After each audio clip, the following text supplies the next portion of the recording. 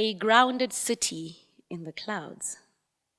Man has indeed made himself a heaven here. But instead, it is pockets and not the streets that are lined with black-dusted gold. We mine coal here.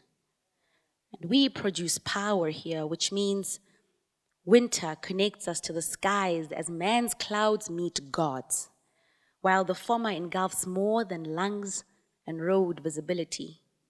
This African mother's double-layer thick blanket cloud envelopes the city in a warm but sick paradox, where home causes rather than cures the constant cough, and no water can be offered for relief because there is something in the water here.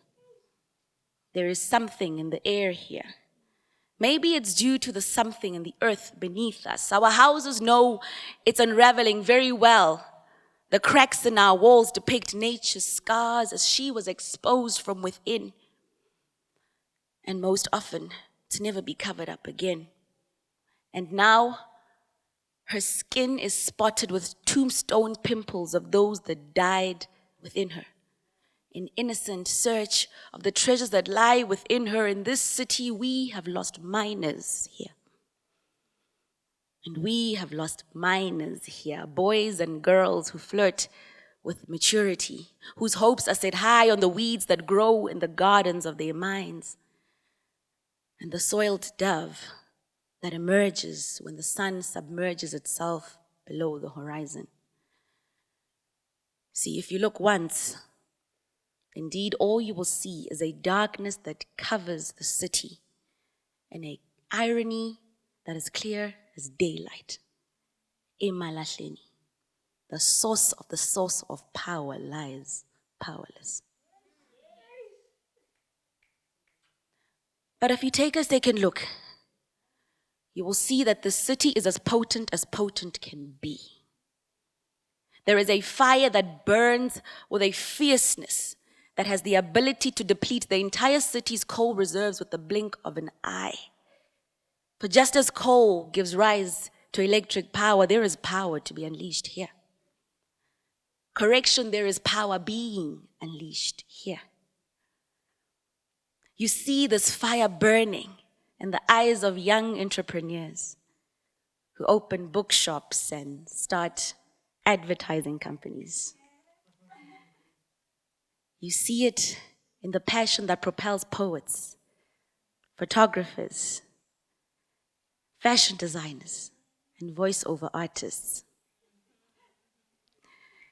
You see it in the boldness that births beauty queens with beautiful hearts and minds. And in the purity that still seeks to preserve innocence and inculcate integrity in those who will listen. You also see it in the calling that calls a Joburger to come and call this place home, so others like myself can call her heart home. Breathe in, breathe out. Emalahleni has an atmosphere that awakens revival. We produce gold here. Not the kind that is mined and measured in ounces, but the kind that inspires minds and has the ability to transform nations. We are blessed here. We know hard work here. Yes, we.